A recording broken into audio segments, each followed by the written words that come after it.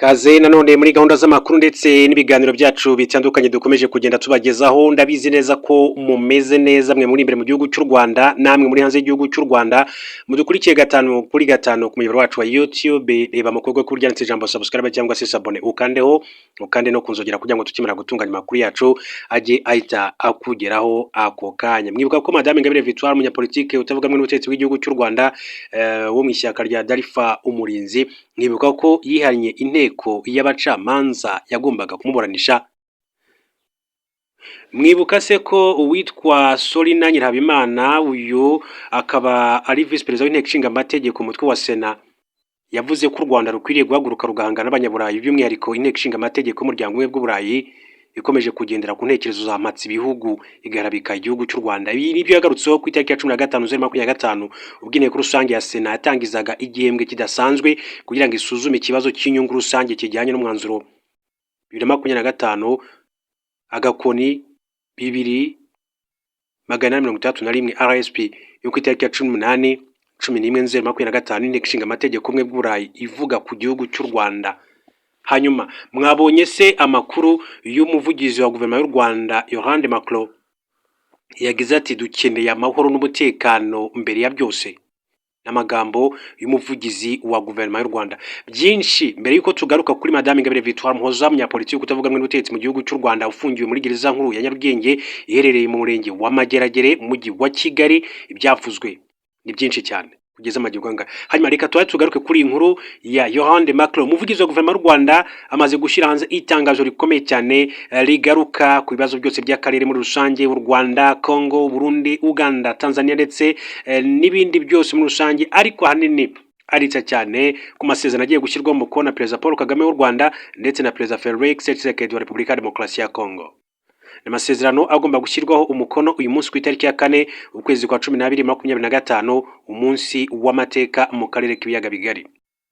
Uyu muvugizi wa guverinoma y'u Rwanda rero yagize ati hari icyizere ko amasezerano y'amahoro u Rwanda na Repubulika ya Demokarasi ya Congo bisinyira i Washington ku itariki ya 4 Ukuboza 2025 agomba gutanga umusaruro mu by'ubufatanye mu bukungu, ariko icyangombwa ari ukubanza kugira amahoro n'umutekano mu karere. Abigarutseho mu kiganiro agiranye na Travision News Max yo muri Amerika ku itariki ya 3 Ukuboza 2025 kuva ku munsi w'ejo hashize. Akarere k'ibiyaga bigari u Rwanda ruherereyemo kamaze imyaka myinshi cyane kayogojwe n'intambara hanini ziterwa n'imitwe itwaje intwaro irenga 150 ikorera amashyamba ya RDC igateza umutekano muke mu bihugu birimo n'u Rwanda. Yohande Macron uyu ni umuvugizi wa guverinoma y'u Rwanda yagaragaje ko ikibazo cy'umutekano muke mu karere k'ibiyaga bigari gituruka ku bakoze jenoside yakorewe abatutsi bahungiye muri Repubulika ya Demokarasi ya Congo mu myaka 31 ishize. Ubu bakaba babarizwa mu mutwe w'iterabwoba wa FDLR ufite umugambi wo kongera gukora jenoside mu Rwanda. Ati icyo ni ikibazo gikomeye cyane ku mutekano w'u Rwanda rwose, namwe murabyumva n'umukuru w'igihugu cy'u Rwanda abigarukaho kenshi mu mbwirwaruhame cyangwa se muri disikuru zitandukanye. Mu myaka 31 ishize FDLR ifashijwe n'ingabo za FARDC yagiye igerageza kwinjira mu Rwanda binyuze mu bitero yagabye mu burengerazuba n'amajyaruguru, ariko inzego z'umutekano z'u Rwanda zikayihashya. Ingabo z'u Rwanda zirutse gutangaza ko FDLR igizwe n'abarwanyi babarirwa hagati y'ibihumbi 7 n'ibihumbi 10, bamwe mu bari mu ngabo za FARDC, abandi bari mu bitwa itandukanye bahabwa intwaro n'ibindi bikoresho n'ingabo za RDC. Repubulika ya Demokarasi ya Congo yahoze ari Zaire. Makorati ubuyobozi bwa Trump bwinjiye muri iki kibazo mu buryo buboneye kuko mu buhuza bwabo babarinda ku mpamvu muzi, ati ku bibazo nyakuri bibangamiye amahoro kuri abo barwanyi bitwaje intwaro muri Repubulika ya Demokarasi ya Congo, kuko intambara iri muri RDC ntabwo iri mu Rwanda, ariko n'imbogamizi kuri twe nk'igihugu cy'u Rwanda, igihugu kihana imbibi n'igihugu cya Congo. Yasobanuye ko amasezerano ashyirwaho umukono arebana n'imitwe yitwaje intwari irwanira mu mashyamba ya RDC, impamvu za politike zateje umutekano muke hagati y'ibihugu byombi, akanareba ku bufatanye mu by'ubukungu hagati y'u Rwanda na RDC n'ibigo bya Amerika bishobora gushora imari mu karere kose muri rusange. Ni byiza ku bihugu bya Afurika kubona ishoramari rifatika ku mahirwe ari mu karere nko mu bucukuzi, ibikorwa remezo, ingufu, ariko dukeneye amahoro n'umutekano mbere ya byose. Mbibutse ko tariki ya 4 Ukuboza 2025 iteganyijwe ko Perezida Paul Kagame na Perezida Felix Tshisekedi basinya amasezerano y'amahoro yibanda ku bufatanye by'ubukungu hagati y'u Rwanda na RDC. Birabera i Washington DC, arashimangira ayari yasinywe muri Kamena tariki 27/2025. Yohande Macron yavuze ko kuva muri Kamena 2025 ba minisitiri bashyira umukono ku masezerano y'amahoro bari byinshi byahindutse mu mibanire y'ibihugu byombi, ariko hari bigikeneye gushyirwamo imbaraga. Ati haracyariho ibikorwa byo kurenga ku gahenge mu mirwano bigikomeje. Ibi rero bigomba guhagarara. Guverinoma ya RDC igomba gukora ibyo yiyemeje gukora byo kurandura uyu mutwe wakoze jenoside mu Rwanda ni FDLR. Nibwo tuzakuraho ingamba z'ubwirinzi zashyizwe ku mupaka wacu w'igihugu cy'u Rwanda. N'amagambo akomeye cyane yavuzwe n'umuvugizi wa guverinoma y'u Rwanda avuga ku masezerano agiye gusinywa hagati ya Perezida Paul Kagame ndetse na Perezida Felix Tshisekedi. Akarere ati gakeneye amahoro n'umutekano mbere y'ibindi kugira ngo karusheho gutera imbere muri rusange. Amagambo akomeye cyane ari no kugarukwaho n'abandi benshi cyane muri rusange ku mbuga nkoranyambaga ndetse mu bitangazamakuru bitandukanye. Mbibutsa ko ku munsi w'ejo Perezida Paul Kagame, Perezida Felix Tshisekedi bombi bageze Washington DC. Uwitwa Neva, uwitwa Dr. William Samoei Ruto w'igihugu cya Kenya nawe yageze i Washington DC. Abangaba ni abahamya b'aya masezerano. Uretse abo ngabo hari perezida wa komisiyo y'umuryango wa Afurika yunze ubumwe, hari perezida w'umuryango wunze ubumwe, hari perezida w'igihugu cya Angola Joao Lourenço, hari intumwa za Qatar n'abandi batandukanye n'undi bakomeje kuba abahuza muri ibi biganiro byakomeje guhuza u Rwanda n'iki gihugu cya Repubulika Iharanira Demokarasi ya Kongo muri rusange. N'umunsi w'amateka ku Rwanda, n'umunsi w'amateka ku gihugu cya Kongo, n'umunsi w'amateka mu karere k'ibiyaga bigari kose muri rusange, n'umunsi w'amateka ku isi kubona umutekano ugerwaho. Hanyuma hagati aho ngaho ariko nubwo ayo masezerano agiye gusinywa, mbibutsa ko mu burasirazuba bwa Repubulika Demokarasi ya Kongo imirwano irakomeje hagati ya M23 ndetse n'abarwanyi birumvikana n'ihuriro ry'ingabo za leta FARDC, FDLR, FDNB, ingabo z'igihugu cy'u Burundi ndetse n'abarwanyi ba Wazalendo. Bivuga ko ku munsi w'ejo muri Kivu y'Amajyepfo imirwano yari ikomeje cyane mu bice bya za Uvira ndetse mu kibaya cya Rusizi imirwano yakomeje ndetse byaje no gutuma abaturage bamwe batuye za Bugarama hariya batangira bahunga imirwano, bahunga amasasu, cyane ko no mu gitondo cyo kuri wa kane hazindutse urusaku rw'imbunda nini ndetse nizoroheje mu bice bitandukanye rero muri Kivu y'Amajyepfo muri rusange. Ibyiciro bikomeza kugenda bivugwa, ariko kandi muri Kivu y'Amajyaruguru muri teritwari ya Walikari na Masisi naho imirwano irakomeje ku mpande zombi. Witwa General Sultan Makenga avuga ko bafite gahunda yo gufata imijyi itandukanye kugira ngo babohore abaturage ba Kongo bakomeje mu by'ukuri kubaho nabi bitewe n'ubutegetsi bw'igitugu bwa Perezida Felix Tshisekedi.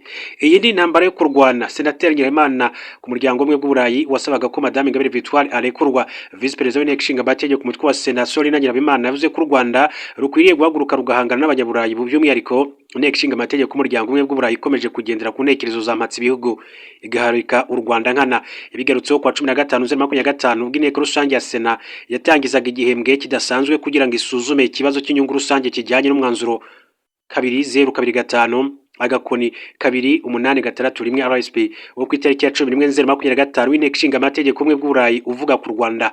N'umwanzuro ujyanye n'inteko y'ubumwe bw'Uburayi yasabye u Rwanda kurekura Ingabire Victoire Umuhoza ufunzwe kuva muri Kamena 2025. Abagize Inteko Ishinga Amategeko y'ubumwe bw'Uburayi bateranye kugira ngo baganire ku ifungwa ya Madame Ingabire Victoire, banafata umwanzuro wo kuryamagana no gusaba ko ahita afungurwa. 549 barawushyigikiye, 2 barawanga, abandi 41 barifata. Abadepite bagize umuryango umwe bw'Uburayi kandi basabye ko abandi bantu bakurikiranwe ibyaha birimo gushaka kugira n'abutegetsi burimo umunyamakuru Nsengimana Theoneste nabo barekurwa. Senateri Nyirabimana yavuze ko ubusabe bw'Inteko Ishinga Amategeko y'umuryango umwe bw'Uburayi bugaragara nko kwivanga mu miyoborere y'u Rwanda kandi ari igihugu gifite ubwigenge n'ubusugire budakwiriye kuvogerwa.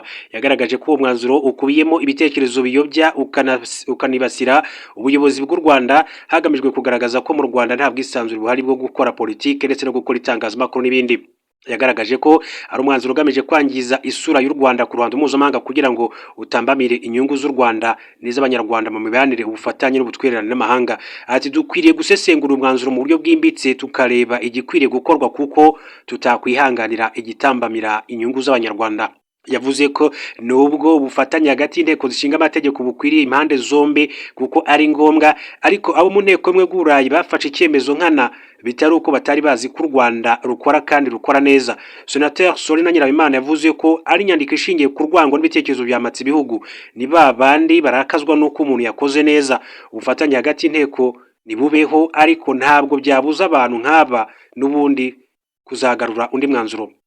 Yakomeje agira ati abantu batinyuka bakinjirira igihugu gifite ubwigenge n'ubusugire bakanajyamo imbere bakinjira mu bucamanza kandi ari urwego rwigenga, ni ya myitwarire yamatse ibihugu, ni intambara yo kurwana, ariko bitavuze ko ubufatanye hagati y'inteko tutakomeza kubuteza imbere. Senateri Nyirasafari Esperance we yavuze ko ibyakozwe n'inteko y'ubumwe bw'Uburayi ntabwo byatangaza kuko abanyaburayi bakunze kuvogera ubusugire bw'igihugu bakinjira mu mikorere y'urwego rw'ubutabera, agaragaza ko bidakwiriye kwihanganirwa. Ati u Rwanda ni igihugu cyigenga kandi gifite inzego zikora mu bwigenge bwacyo, ariko yewe zikanaburiza zikanubahiriza amasezerano mpuzamahanga cyane cyane ajyanye n'uburenganzira bwa muntu. Kuri Senateri Nyirasafari, ntabwo uwo ari we wese akwiriye kwihisha mu mutaka w'ubwisanzure bwo gutanga ibitekerezo ngo akore ibyaha ngo u Rwanda rubirebere. Senateri Rugiramande we yavuze ko inteko ishinga amategeko y'umuryango w'Uburayi imaze kugira akamenyero ibikorwa byo gushyira u Rwanda ku rwego rwo guhora rwisobanura.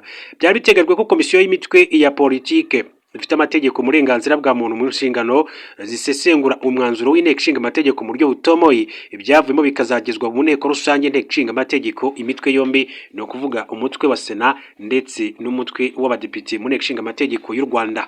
Mwibuka se ko Madame Ingabire Victoire Umuhoza yihannye inteko y'abacamanza? Madame Ingabire Victoire Umuhoza uregwa ibyaha birimo gushaka kugira nabi ubutegetsi bw'u Rwanda yihanye inteko y'abacamanza rigiye kuburanisha urubanza rwe mu mizi mu rukiko rukuru rwa Kigali, agaragaza ko atayitezeho ubutabera. Ibi byabaye ku wa kabiri Nzeri 2025 ubwo yari agiye gutangira kuburanishwa hamwe n'abandi bariganwa barimo abahoze ari abarwanashyaka b'ishyaka rya Darifa Murinzi ritemeye gukorera mu Rwanda n'umunyamakuru wa Mubavu TV Segmara Theoneste. Perezida w'inteko ishinga iburanisha urwo rubanza yatangiye agaragaza ko Ingabire Victoire Umuhoza yari yandikiye urukiko asaba ko urubanza rwasubikwa kubera impamvu zigera kuri 3. Impamvu ya mbere ijyanye no kuba agikeneye kunganirwa n'umunyamategeko w'umunyakenya Emile Kwamboka Osiemo usanzwe abarizwa mu rugaga rw'avoka mu gihugu cya Kenya. Iyo niyo mpamvu ya mbere yagaragazwaga. Hanyuma impamvu ya kabiri nuko kuri ubu yunganiwe na Maître Gatera Gashabana, ari nawe kandi wunganira abandi bantu 9 barigwa muri dosiye imwe, akaba ashaka ko yagira umwunganizi mu mategeko we yihariye kandi akaba mufite gukorera umwuga mu gihugu cya Kenya, ndetse ngo yasabye ko yahabwa uburenganzira bwo kumwunganira, ariko bikaba bitarakorwa. Ubwo burenganzira ngo bugomba gutangwa n'urugaga rw'abavoka mu gihugu cy'u Rwanda. Ikibazo cya Emile Kwamboka Osiemo cyakunze kugaruka cyane mu rubanza rwa Madame Ingabire Victoire guhera mu gihe yaburanaga kwifunga n'ifungwa ry'agateganyo. Perezida w'urugaga rw'abavoka mu Rwanda Maître Nkundabarashi Moise yigeze kuvuga ko mu mategeko y'imikorere n'abavoka ku isi habamo icyo bita ihame rya magirirane reciprocité.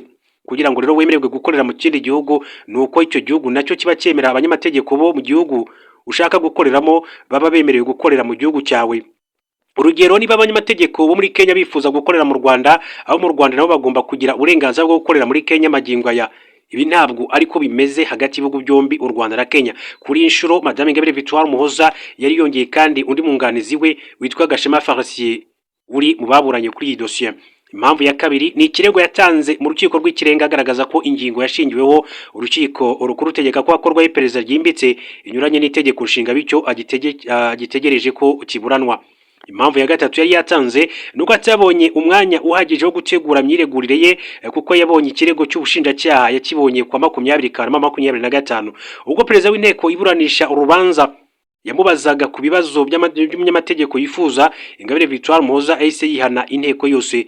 Ingabire Victoire Umuhoza yavuze ko impamvu zo kwihana iyo nteko ishingiye ku kuba ariyo yafashe icyemezo cy'uko akorwaho iperereza, bityo ko kuri we asanga iyi nteko yarafashe uruhande. Ati ntabwo nari niteze ko ari mwe mugiye kuburanisha urubanza, kuko ari mwe mwafashe icyemezo cy'uko nkurikiranwa, numva mwarafashe uruhande, nkaba mbona ntabwo ubutabera uko bikwiye. Kwihana inteko cyangwa se umucamanza biba bisobanuye ko wanze ko bakuburanisha. Itegeko riteganya ko kwihana umucamanza bikorwa mu nyandiko igihe cyose urubanza rutaracibwa.